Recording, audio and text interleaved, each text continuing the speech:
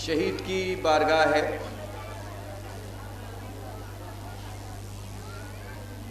مولا آپ لوگوں کی نیک توفیقات میں اضافہ کرے تاکہ یہاں پہ کم سے کم اتنا مجمع آئے جسے مجمع کہا جا سکے۔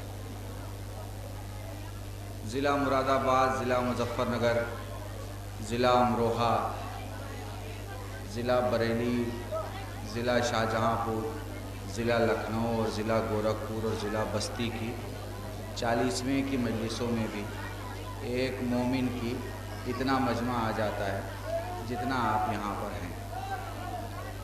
انتظامیہ مجمع نہیں بلا سکتی، برپا کر سکتی۔ شیعت کو خود اس بات کا خیال رکھنا پڑتا ہے کہ کہاں اس کی عوام کی مجلس ہو رہی ہے، کہاں اس کے عالم کی مجلس ہو رہی ہے، کہاں اس کے شہید کی مجلس ہو رہی ہے، کہاں اس کے مولا کی مجلس ہو رہی ہے، جو کہ ہر مجلس مولا کی ہوتی ہے۔ اتنی آبادی ہے اس پورے بیلٹ میں کہ اگر اس آبادی کا 10% مجمع یہاں آ جائے تو آپ کے ڈی ایم کو پریشان ہونا پڑے کہ اس راستے کا کیا کیا جائے۔ سمجھ رہے ہیں؟ اگلے سال یہ منتیں ضرور مان کے جائیے گا کہ فلاں کام ہو گیا تو میں 10 لوگوں کو زیارت کرانے لے جاؤں۔ سمجھ رہے ہیں؟ بھائی تشریف لائیں، آ جائے۔ اب آپ ادھر آ جائیے، آپ یہاں کم سے کم 20-25 منٹ ہی تو پڑھنا ہے مجھے، 2-4 لوگ تو ایسے ہوں کم سے کم جو سن سکے۔ ایک بار درود پڑھے محمد وآلہ محمد۔ دیکھیے، آپ نے سمجھا نہیں اس چیز کو۔ آگرے میں صرف مجلس نہیں ہوتی، آگرے میں شیعت کی پہچان ہوتی۔ مجلس ہر جگہ ہوتی، یہاں شیعت کی پہچان ہوتی، یہاں مرکز ہے، یہاں شہید کی بارگاہ ہے۔ اس لیے یہاں پر آپ کا جمع ہونا بہت ضروری۔ یہاں پر جمع ہونے کا ریزن کسی مولوی کی مجلس نہیں ہے بلکہ شہید کی بارگاہ۔ آپ سمجھ رہے ہیں میری بات؟ اس لیے ہندی میں بولتے ہیں پرتگیا، قسم۔ یہ آپ اپنے آپ میں کھائیں کہ اگلے سال جب یہاں پروگرام ہو، 2-3 دن کا، 4 دن کا، جو بھی ہو، آپ کی ذمہ داری ہے کہ یہاں مجمع اکٹھا ہو۔ انجمن کی ذمہ داری نہیں ہے، اس کی ذمہ داری ہے جو زائرین آئیں ان کی خدمت وہ کر سکیں۔ تو ایک تو ذرا مجمع یہاں کا بڑھائیے آپ لوگ، جو بہت امپورٹنٹ ہے، خاص کر ان ایام میں، تاکہ زیادہ سے زیادہ شیعت کی بات دنیا تک پہنچ سکے۔ آپ بہتر جانتے ہیں، یا تو اس کی سنی جاتی ہے جو بھیڑ میں سب سے اچھا ہوتا ہے، اور یا پھر اس بھیڑ کی سنی جاتی ہے جو بھیڑوں میں سب سے اچھی بھیڑ ہوتی ہے۔ مجلس ایک ایسا مجموعہ ہے جس میں بھیڑ بھی محترم ہوتی ہے اور بولنے والا بھی محترم ہوتا ہے۔ درود پڑھیں محمد وآلہ محمد۔ لیکن اب یہاں سے میں شروع کر رہا ہوں آپ کی اجازت سے۔ میں قلب رشید سننا، میں قلب رشید میرے گھر میں میری تھوڑی بہت سنی جاتی ہے۔ کیوں؟ کیونکہ لوگوں کو یہ لگتا ہے کہ مجھے اللہ نے تھوڑی بہت عقل دی۔ آپ فلاں، آپ فلاں، آپ فلاں، آپ کے گھر میں آپ کی تھوڑی بہت سنی جاتی ہے کیونکہ آپ کے گھر والوں کو یہ لگتا ہے کہ آپ کو اللہ نے تھوڑی بہت عقل دی۔ فلاں صاحب کی بہت سنی جاتی ہے، کیوں سنی جاتی ہے؟ کیونکہ اللہ نے ان کو تھوڑی بہت عقل دی ہے۔ اور اچھا یہ ہے کہ جب وہ کوئی رائے دیتے ہیں تو ان کی رائے سے لوگ مٹتے نہیں، بچ جاتے ہیں۔ ٹھیک ہے نا؟ ہے نا؟ فلاں صاحب اسٹیٹ کے بہت بڑے آدمی ہیں۔ میں نے پوچھا بھائی کون صاحب ہیں؟ ان کا رہتا تو ہمارے گاؤں میں ہی تھا مگر پڑھا لندن میں۔ تو کسی کا کہیں رہنا اور ہوتا ہے اور کہیں پڑھنا اور۔ سمجھ لیجئے گا میری بات کو، پوری توجہ چاہ رہا ہوں۔ حضور پڑھنے کے بعد جب آیا تو اتر پردیش کے چیف منسٹر نے اسے اپنا پولیٹیکل ایڈوائزر بنا لیا۔ کیوں بنا لیا؟ کہا بھائی بہت پڑھا لکھا آدمی تھا اور بڑا دماغ دیا ہے خدا نے اسے، کیسے پتا چلا؟ کہنے صاحب جو بولتا ہے وہ ہوتا ہے، آج بولتا ہے اور 3 سال کے بعد ہوتا ہے. سمجھ رہے ہیں میری بات کو؟ کون ہے یہ آدمی؟ کہا صاحب اسٹیٹ کا، جی آج بولتا ہے اور 3 سال کے بعد ہوتا ہے، اس لیے بڑا ہے. اب ابھی بولے اور ابھی ہو جائے تو کتنا بڑا ہوگا، سمجھ لیجیے. یہ 3 کی فگر بہت اچھی ہے. پوری توجہ، پوری توجہ. سب بہت بڑا آدمی ہے. کیوں؟ کیونکہ عقل زیادہ ہے. اسٹیٹ چیف منسٹر نے اسے اپنا پولیٹیکل ایڈوائزر بنا لیا. میں نے کہا بھائی اس سے آگے کی بھی کوئی منزل ہے؟ ان کا ہاں جی ہے. میں نے کہا کیا ہے؟ ان کا اس سے زیادہ جس کی عقل ہوگی اسے دیش اپنا انٹیلیجنس کا ڈائریکٹر بناتا ہے، جس کو ہم لوگ اپنی لینگویج میں بولتے ہیں آئی بی چیف، انٹیلیجنس بیورو کا چیف. بھائی یہ کون آدمی ہے؟ کہا صاحب یہ وہ بڑا آدمی ہے جو اس پر بھی خبر رکھتا ہے کہ بندے نے کیا کیا کیا ہے، اور اس کی بھی جانکاری رکھتا ہے کہ بندہ کیا کیا کر سکتا ہے. بھائی پوری توجہ چاہتا ہوں، میرے ساتھ رہنا، زندہ مثالیں دے رہا ہوں. کیا کہنا اچھا ہے. میں نے کہا بھائی اس سے بھی بڑی کوئی جگہ ہے؟ انہوں نے کہا ہاں ہے. میں نے کہا کون سی جگہ ہے؟ ان کا صاحب پرائم منسٹر کا پولیٹیکل ایڈوائزر ہونا، کیا کہنا ہے. جسے بولتے ہیں ایڈوائزر آن نیشنل سیکیورٹی. اچھا یہ کون سی جگہ ہے بھائی، یہ کون سا پد ہے؟ ان کا صاحب یہ وہ عہدہ ہے جو ملک کے سب سے عاقل ترین شخص کو دیا جاتا ہے. کیوں؟ کیونکہ اسے پتا ہوتا ہے کس ملک کے ساتھ دوستی رکھنا، کس کے کھانے میں جانا، کس کو کھانے پہ بلانا، کس کے یہاں 3 دن رکنا، کس کے یہاں پرابلم سالو ہوگی اور کس سے رشتہ پرابلم ہوگا. میں نے کہا بھائی اس سے بھی آگے کوئی منزل ہے عقل کی؟ ان کا جی ہاں ہے. میں نے کہا کہاں ہے بھائی؟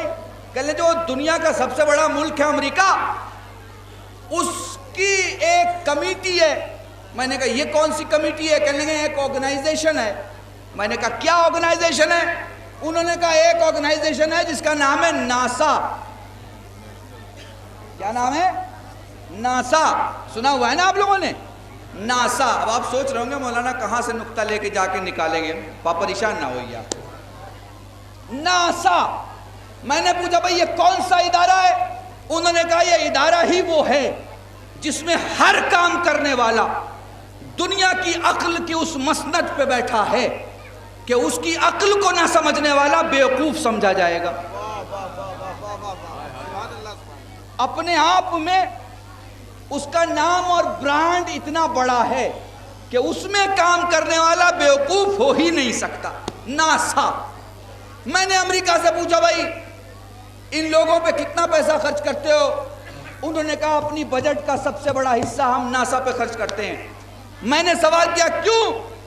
انہوں نے کہا اس لیے کہ ہم تو زمین پہ قبضہ کرنے میں پریشان رہتے ہیں، یہ آسمانوں میں ہمارا جھنڈا گاڑتے ہیں. کاش آپ سمجھ جائے میں کیا پڑھ رہا ہوں. یہ ہمارے پرچم کو وہاں بلند کرتے ہیں جہاں تک انسانوں کی سوچ تو ہے مگر قدم نہیں جا سکتے. یہ وہاں تک جا چکے ہیں اور آگے کے سفر پر، آگے کی یاترا پر اپنے پلان بناتے رہتے ہیں. میں نے کہا چلیے ذرا ناسا والوں سے پوچھ لوں کہ بھائی تمہیں کس چیز نے محترم بنایا، تمہیں کس چیز نے بڑا بنایا، تمہیں کس چیز نے نمبر 1 بنایا. میں نے ناسا کے آرگنائزیشن کے دروازے پر جا کے سوال کیا بھائی چند لفظوں میں اپنی پہچان بتاؤ کہ آپ کی آرگنائزیشن کی پہچان کیا ہے. ناسا کا ترجمان باہر آ کے ایک جملہ کہتا، بس وہی ایک جملہ پوری مجلس ہے اگر سمجھ گئے آپ تو. میں نے سوال کیا بھائی ساری دنیا تمہارے پیچھے چل رہی ہے، بتاؤ تمہارے آرگنائزیشن کی پہچان کیا ہے، وہ کیا شے ہے جو دلیل بنتی ہے کہ تم انسانوں میں سب سے بہتر ہو.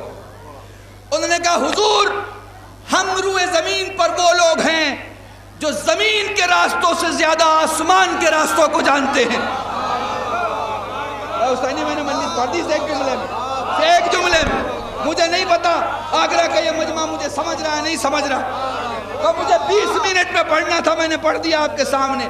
ناسا کے پاس دنیا کی عظیم ترین انسانوں کی بھیڑ میں عظیم ترین عاقلوں کے درمیان سب سے بڑے ہونے کی دلیلوں میں سب سے بڑی دلیل ہی یہ ہے کہ وہ یہ کہے گا کہ ہم زمین کے راستوں سے زیادہ آسمان کے راستوں کو جانتے ہیں، آسمان کے راستوں کو جانتے ہیں۔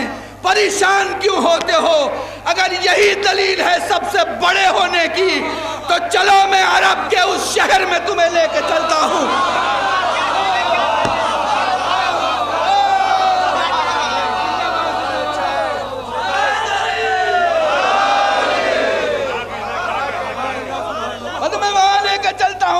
جہاں ابو طالب کا لال اپنے سینے پہ ہاتھ مار کے کہتا ہے میں تمہیں بتا سکتا ہوں زمین کے راستوں سے زیادہ آسمان کے راستوں کے بارے میں حضور بتانے والے اور ہوتے ہیں، جانے والے اور ہوتے ہیں، مگر بتانے والا بھی علی ہے، جانے والا بھی علی ہے، وہاں سے منگوانے والا بھی علی ہے، یہاں سے وہاں تک پہنچانے والا بھی علی ہے۔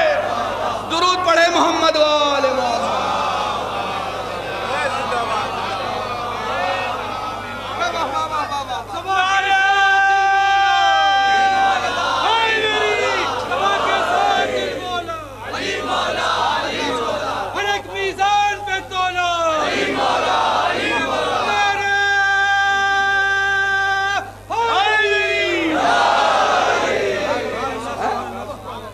ارے بات سمجھ میں؟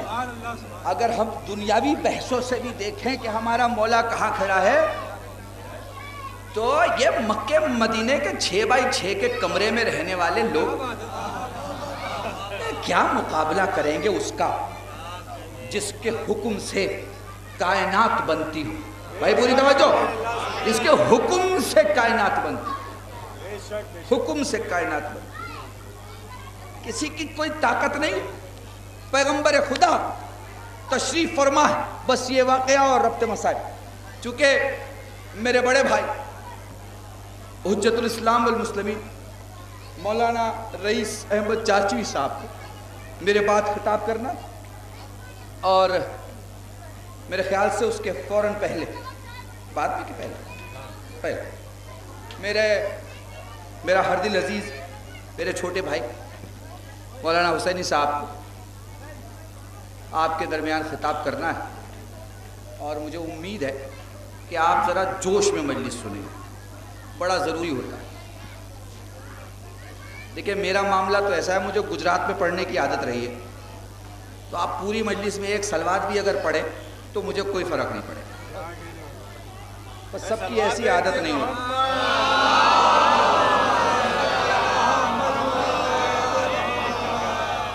پیغمبر کی خدمت میں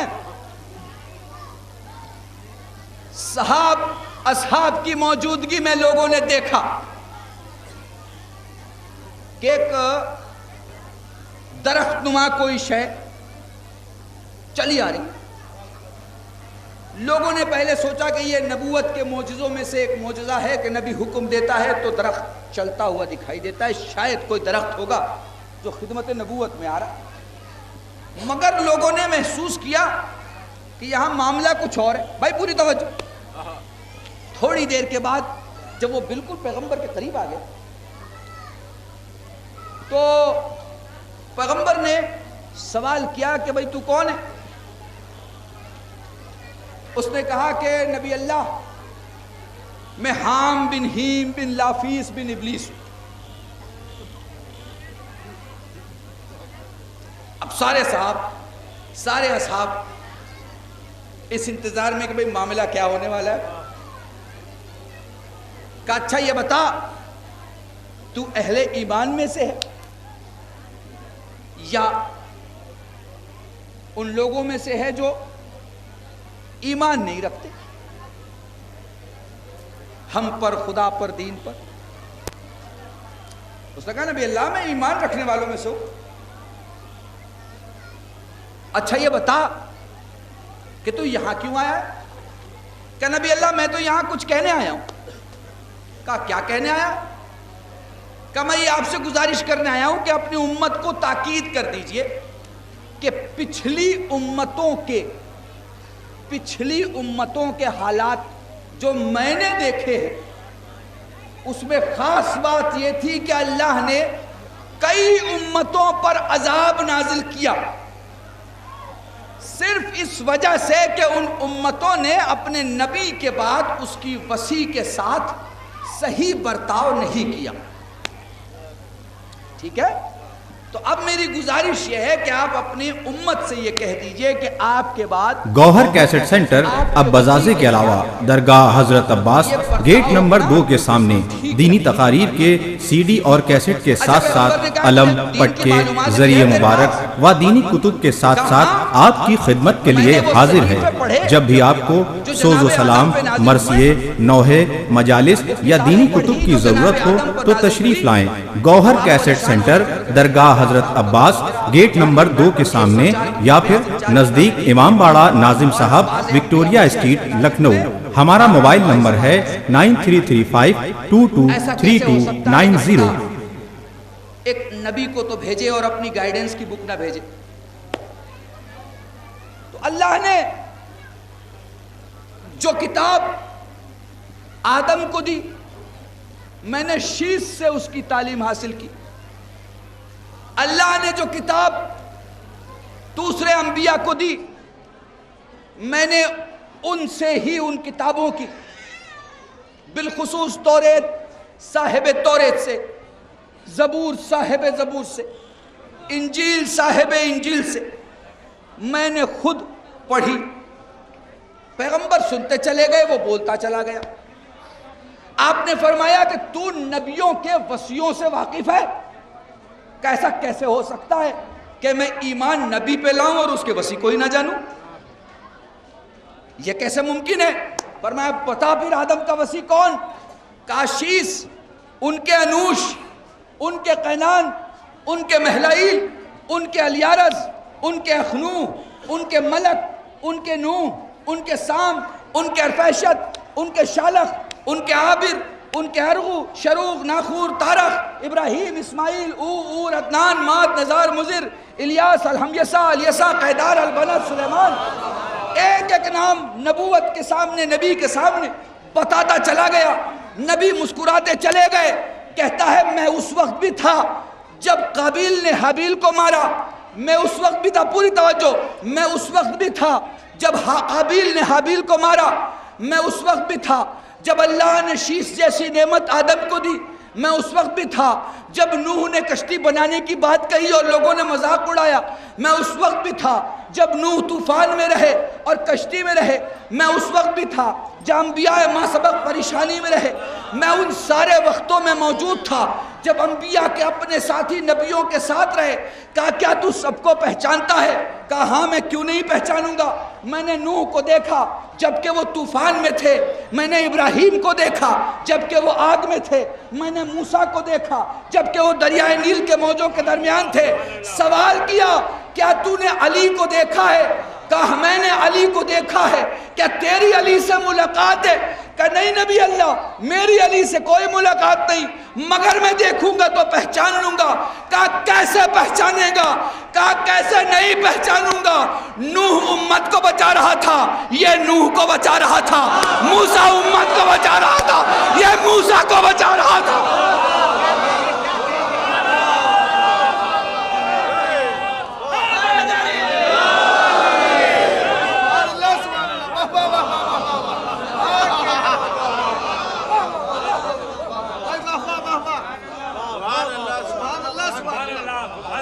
حضور یہ ہے میرا مولا، یہ ہے میرا مولا وہ کمال، اور کمال کا کمال ہے کہ جس کمال کو دنیا کا کوئی صاحب کمال بھی ایسا نہیں کر سکتا، ڈسکور نہیں کر سکتا، بیان نہیں کر سکتا، پیش نہیں کر سکتا. بھائی ریڈیو ٹی وی پہ تو آپ کو پتا ہے کم لفظوں میں بات کرنا ہی ہنر مانا جاتا ہے. آپ تو جانتے ہیں اس دنیا کو بہت اچھی طریقے سے. یہ کمال اگر شروع ہوا دنیا میں تو علی کی زبان سے. جس لفظ اور جس حرف کا سب سے زیادہ دنیا استعمال کرتی ہے الف، اسے ہٹا کے بات کرنا اگر کسی نے سکھایا تو علی ہے. لفظوں کو پھیلا کے بتانا کوئی سیکھے تو علی سے.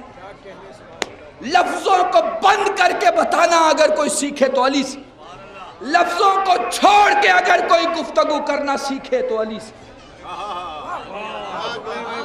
لفظوں کو بے جان کر کے بات کہنا اگر کوئی سیکھے تو علی سے، لفظوں میں جان دینا کوئی سیکھے تو علی سے۔ میں نے دنیا میں ایسا انسان نہیں دیکھا جس کی مثالیں حقیقت بن گئی، مثالیں حقیقت بن گئی۔ فرماتے ہیں شہد کی مکھی کی طرح ہو جاؤ کہ وہ پاک لیتی ہے اور پاک دیتی ہے۔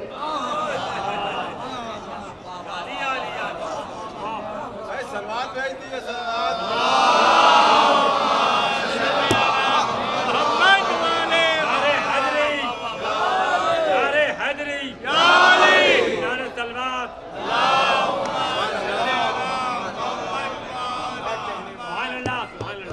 دنیا کا وہ اکیلا انسان جس نے جو سبق دیا وہ سبق پڑھنے والوں کے لیے بھی سبق رہا اور پڑھانے والوں کے لیے بھی سبق رہا۔ علی نے ایسی کوئی بات کی ہی نہیں جس پر بحث کرنے والا یہ بول دے کہ میں جانتا تھا، مجھے پتا۔ فرماتے ہیں بس آخری جملہ رب کا مسائب، فرماتے ہیں ایک اس دن سے مت ڈرنا، ایک اس دن سے مت ڈرنا جس دن موت آنی ہے۔ سن لو، تحفہ دے کے جا رہا ہوں تمہیں، تمہارا مولا کہتا ہے ایک اس دن سے مت ڈرنا جس دن موت آنی ہے، اور ایک اس دن سے مت ڈرنا جس دن موت نہیں آنی۔ ہائے ہائے ہائے، یہ تم مجھے واہ واہ نہیں کر رہے، اپنے مولا کو کر رہے ہو، کیونکہ اس نے وہ بولا ہے جو دنیا کا کوئی لیڈر نہیں بول سکتا، دنیا کا کوئی لیڈر وہ نہیں بول سکتا جو علی بول سکتے۔ ایک اس دن سے مت ڈرنا جس دن موت آنی ہے، اور ایک اس دن سے مت ڈرنا جس دن موت نہیں آنی۔ تیسرا کوئی دن دنیا میں نہیں ہوتا، ایک دن اللہ نے تمہارے ہاتھ میں دیا ہے اور ایک دن اپنے ہاتھ میں رکھا ہے۔ درود پڑھے محمد و آل محمد۔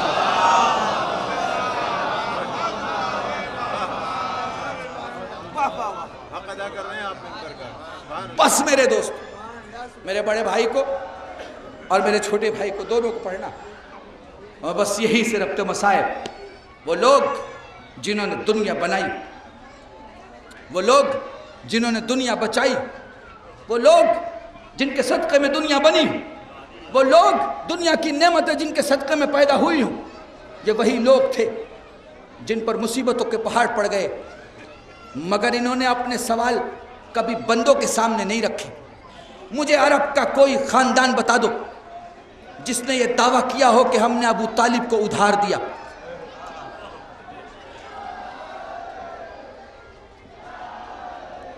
مجھے کوئی تاریخ بتا دو عرب کی، کوئی تاریخ بتا دو جو یہ کہہ دے کہ آل محمد کا گھرانہ کسی کا مقروض۔ مجھے کوئی تاریخ بتا دو جو یہ کہہ دے کہ علی اور اولاد علی نے کسی سے کچھ لیا۔ اگر حسین کے سوال بھی کربلا میں دیکھو گے تو اس سوال میں صرف پانی کا سوال ہوگا، صرف پانی کا سوال، اور کوئی سوال نہیں ہے۔ انسان کو جب پیاس لگتی ہے تو بھوک بھی لگتی ہے بھائی، پر مجھے تاریخ کے کسی کتاب کی کسی ایک سطر میں دکھا دو کہ حسین نے کھانے کا سوال کیا۔ نہیں، حسین نے پانی کا سوال کیا۔ اور کربلا میں کیفیت یہ ہے کہ سب سے زیادہ پیاس حسین کو لگتی ہے، سب سے زیادہ پیاس حسین کو لگتی ہے، مگر حسین نے کبھی پانی اپنے لیے نہیں مانگا۔ آپ کربلا کی تاریخ اٹھائیے، چچا پیاس مارے ڈالتی ہے، ماموں پیاس مارے ڈالتی ہے، بابا پیاس مارے ڈالتی ہے، مولا پیاس مارے ڈالتی ہے، آقا پیاس مارے ڈالتی ہے۔ سب نے حسین سے کہا مجھے پیاس لگی ہے، حضور حسین نے کسی سے نہیں کہا مجھے پیاس لگی، مگر جب رخصت آخر کے لیے خیمے میں آئے، اپنے بیٹے سید سجاد سے رخصت ہوتے ہوئے حسین نے جو آخری باتیں کی، اس میں سے ایک خاص بات تھی، میرے لال سید سجاد جب زندان شام سے چھٹ کر مدینے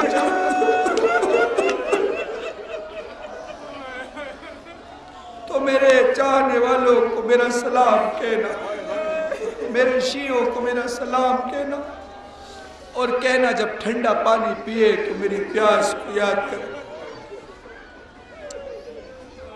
کئی سارے علماء اس روایت کو پڑھتے ہیں، سید سجاد مجلس میں بڑے بے چین ہوتے ہیں، جب آپ گریہ کرتے ہیں آپ کا مولا گھٹنیوں کے بل، آپ کا مولا کوہنی کے بل جھک کر آپ کے روتے ہوئے چہرے کو دیکھتا،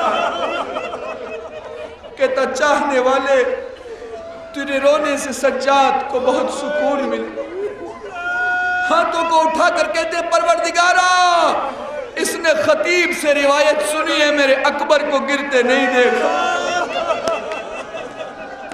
میں مجلس میں یہ جملہ پڑھا کرتا ہوں، حسینی 3 قسم کے رونے والے ہوتے ہیں، جب بھی کہیں میت ہوتی ہے 3 قسم کے رونے والے، ایک گلی والا، ایک پڑوس والا اور ایک گھر والا۔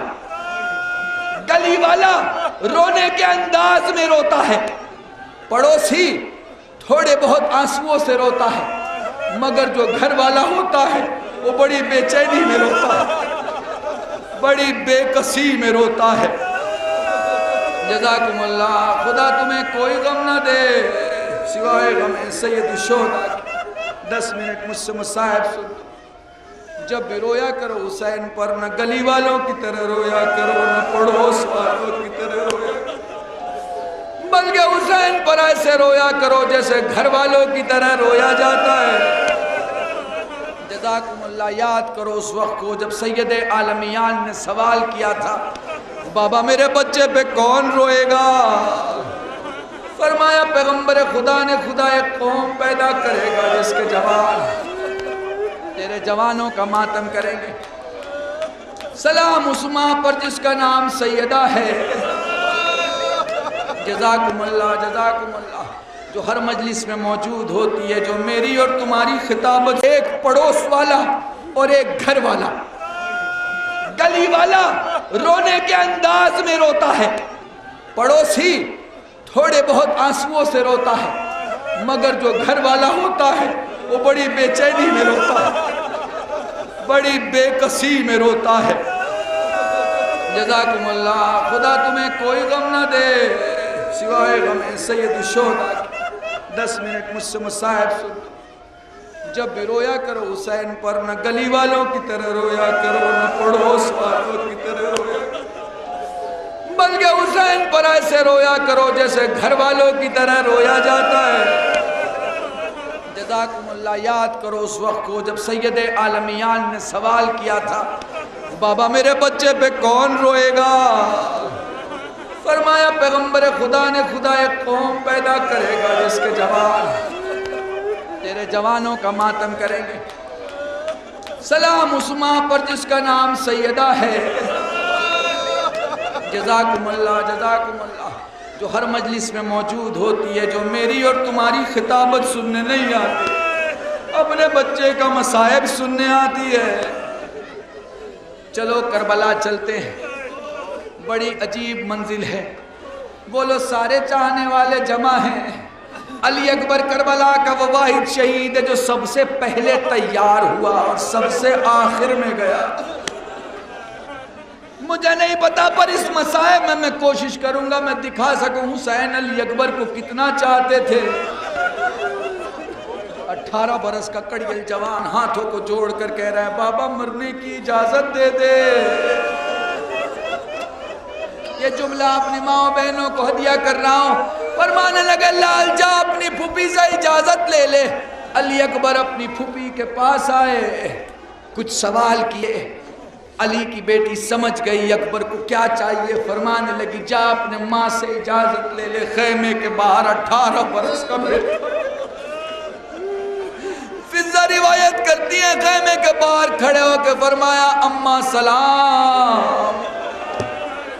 جب تک اکبر نے سلام نہیں کیا تھا لیلا کو دکھائی دے رہا تھا، مگر جیسے ہی اکبر کی سلام کی آواز کانوں میں آئی لیلا خیمے کا دروازہ ڈھونڈنے لگی.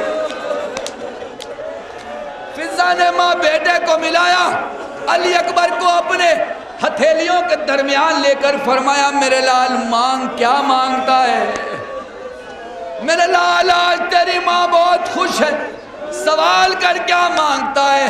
اپنے ماں کے سر پہ ہاتھ رکھ کے فرمایا اماں مرنے کی اجازت دے دے. جزاکم اللہ جزاکم اللہ.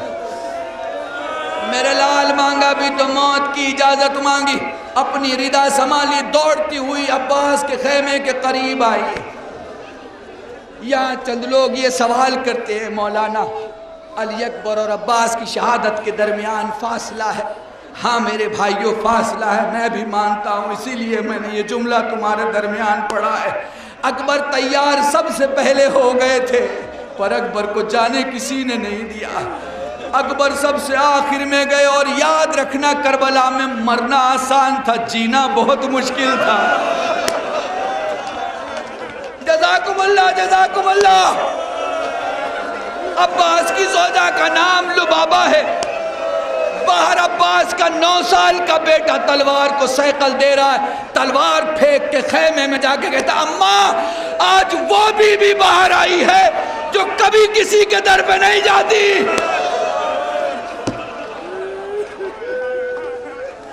لبابہ دوڑتی ہوئی باہر آئی، آ کے کہتی ہے بھابی جان بلا لیا ہوتا.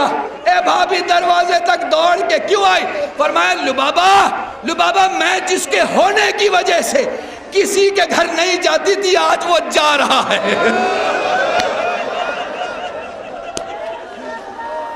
جزاکم اللہ جزاکم اللہ. خدا تمہیں کوئی غم نہ دے. مجھے شہید کی قبر کی قسم، میں اگر آمادگی پڑھوں اکبر کے جانے کی میں گھنٹہ آمادگی پڑھ سکتا ہوں، شہادت نہیں. کم روایت کر رہا ہوں، کم روایت، بہت کم روایت کر کے ختم کر رہا ہوں. علی اکبر کے گھوڑے کا نام عقاب ہے.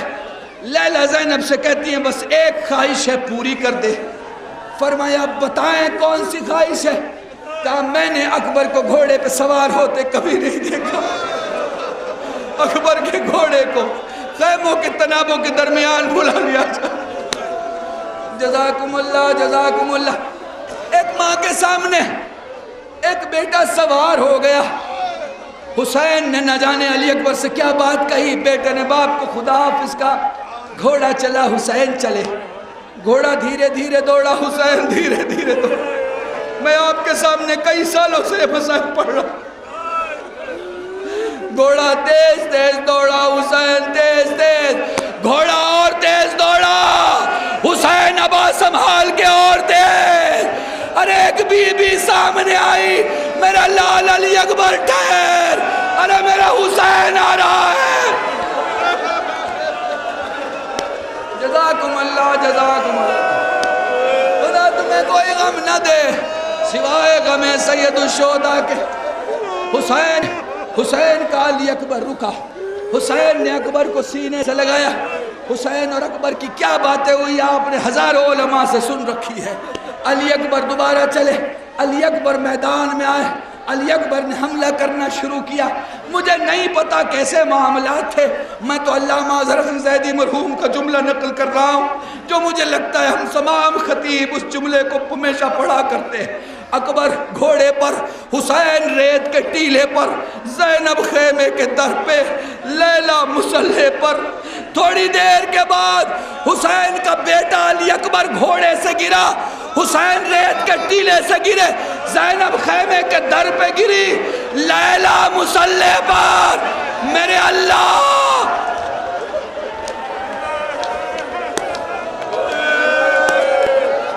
جزاکم اللہ جزاکم اللہ. لے آیا میں جہاں تک مجھے پہنچانا تھا. میں لے آیا مجھے جہاں تک پہنچانا تھا. حسین گر کے اٹھے. حسین گر کے اٹھے. تاریخ کہتی زبان پہ تھا علی علی علی. حمید ابن مسلم حمید ابن مسلم دوڑتا ہوا حسین کے پاس آیا، کہتا حسین یہ بتا دو کس علی کو پکار رہے ہو؟ ارے اپنے بیٹے علی کو یا اپنے بابا علی کو؟ اس حسین نے حمید کے کاندھے پر ہاتھ رکھا، کہا حمید مجھے میرا علی اکبر دکھائی نہیں دیتا۔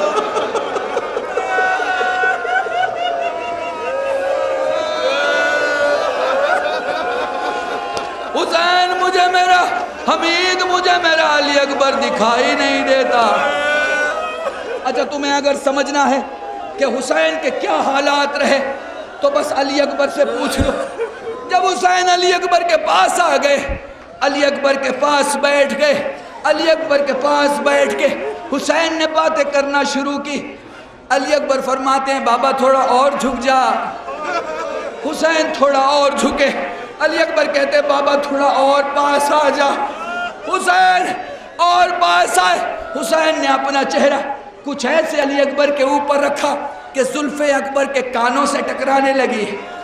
دھیرے سے اپنا ہاتھ اٹھایا، اپنے بابا کی زلفوں کو صاف کیا، اپنے بابا کی داڑھی کو صاف کیا، اپنے بابا کی پیشانی پہ لگے ہوئے خون کو صاف کر کے فرماتے بابا تجھے دیکھ کے ایسا لگتا ہے جیسے مشتاق آتے ہوئے تو کئی بار گرا ہے، کئی بار اٹھا ہے۔ جزاکم اللہ۔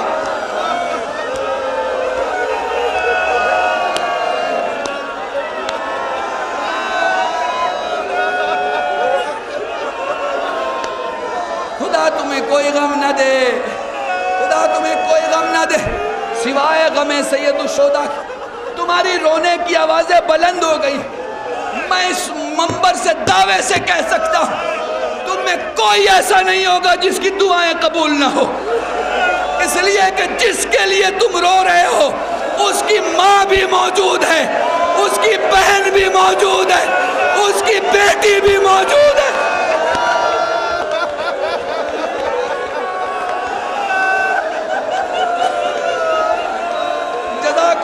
جزاکم اللہ۔ خدا تمہیں کوئی غم نہ دے سوائے غم سید الشہداء کے۔ یہ جملہ آپ کو ہدیہ کر رہا ہوں، خدا تمہیں کوئی غم نہ دے۔ اچانک حسین نے محسوس کیا میرے بیٹے کا ہاتھ سینے سے نہیں اٹھا، میرے بیٹے کا ہاتھ سینے سے نہیں اٹھا۔ حسین نے گھٹنے ٹیک دیے، فرمایا میرے لال سینے پہ کیا ہے؟ اچھا اب تم سن سکتے ہو اور اگر سمجھ سکتے ہو تو کلب رشید تمہیں ایک جملہ سنا رہا ہے، جب جب یاد کرو گے تب تب روتے ہوئے جاؤ گے۔ دو زخم معصوموں اور غیر معصوموں کی زندگی میں، دو زخم ایسے ہیں جن پر رکھے ہوئے ہاتھ کبھی نہیں اٹھے۔ ایک سیدہ کی پسلی کا زخم، ایک علی اکبر کے سینے کا۔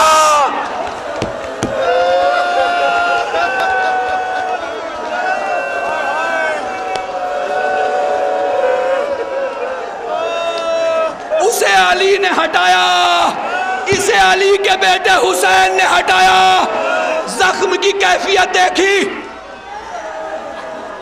حسین نے آستینیں سمیٹی۔ مجھے نہیں معلوم حسین نے کیا کیا، بس میں اتنا جانتا ہوں انگلیاں حرکت میں آئیں۔ حسین نے برچھی کی انی، حسین نے برچھی کی انی کو ہلایا۔ ہلاتے ہی حسین کو لگا جیسے میرا بیٹا کانپ رہا ہے۔ آپ نے محسوس کیا ہوگا نا، جب بھی ہمارے ہاتھ میں، ہمارے بدن میں، ہمارے سینے میں کوئی چیز گھس جاتی ہے، جب ہم اسے ہلاتے ہیں تو سارا بدن ہلتا ہے۔ ٹھیک ہے نا، سمجھ رہے ہو نا؟ حسین کو لگا میرا بیٹا ہل رہا ہے۔ حسین رک گئے، حسین رک گئے۔ پھر حسین نے آستینیں سمیٹی۔ تھوڑی دیر کے بعد حسین نے پھر انگلیاں پیوست کی۔ حسین نے پھر چاہا برچھی نکالے، مگر حسین کو لگا میرا علی اکبر ہل رہا ہے۔ جیسے ہی تیسری بار بس میں نے مجلس تمام کر دی، یہ آخری جملہ سنتے ہوئے سوچتے ہوئے گھروں کو جانا۔ جب حسین نے برچھی نکالنا چاہی تیسری بار، جیسے ہی علی اکبر نے محسوس کیا میرا بابا رکنے والا ہے، ویسے ہی خون سے بھرے ہوئے ہاتھوں کو دھیرے دھیرے اٹھایا، بابا کے سر پہ رکھ کے کہا بابا تجھے دادا علی کی قسم، بابا برچھی نکال لے، بابا میں نہیں کانپ رہا، کربلا کی زمین ہل رہی ہے، بابا برچھی نکال لے۔ حسین یا علی مدد۔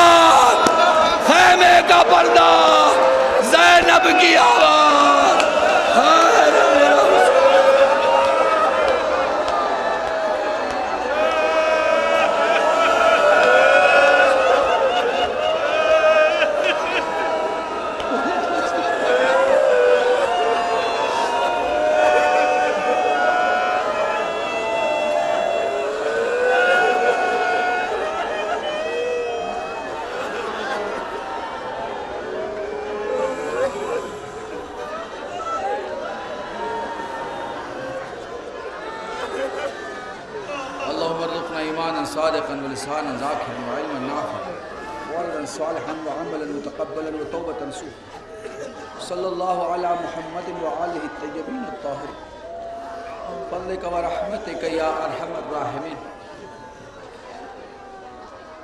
سب ساتھ مل کے پروردگار ہم اس جو غریب ہوں ان کو تونگر بنا، جو بیمار ہوں بیمار کربلا سید سجاد کے صدقے شفائے کلی عطا فرما، مرحومین و مرحومات کی مغفرت فرما، حضرت حجت کے ظہور میں تعجیل فرما، حادثہ کو ان کے ناصرین میں شمار فرما.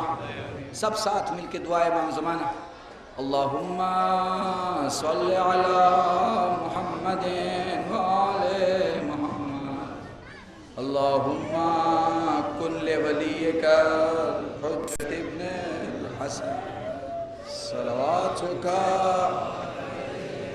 وعلى آبائه في هذه الساعة وفي كل ساعة وليا وحافظا وقائدا ومناصرا ودليلا معينا حتى تسكنه أرضك طوعا وتمتعه فيها طويلا. پروردگارہ اس مجلس سید الشہداء کے صدقے سے، شہید کی باعظمت وجود کے صدقے سے، الہی اس قبر مطہر کی عظمت کا واسطہ تجھے. الہی جو لوگ بھی مقروض ہوں ان کے قرض کو غیب سے ادا فرما. الہی جو لاولد ہو انہیں اولاد عطا فرما. جو اولاد والے ہوں ان کی اولاد کو سیرت صالحہ سے راستہ. زمانہ بڑا پورا شوق ہے، جہاں کہیں بھی مسلمین بالخصوص شیعہ حیدر کرار ان کی جان مال عزت آبرو کی حفاظت فرما. الہی ہمیں شیعہ جنہیں اور شیعہ مرنے کی توفیق عطا فرما. الہی ہمیں مل جل کر ساتھ دین کی خدمت کرنے کی توفیق عطا فرما.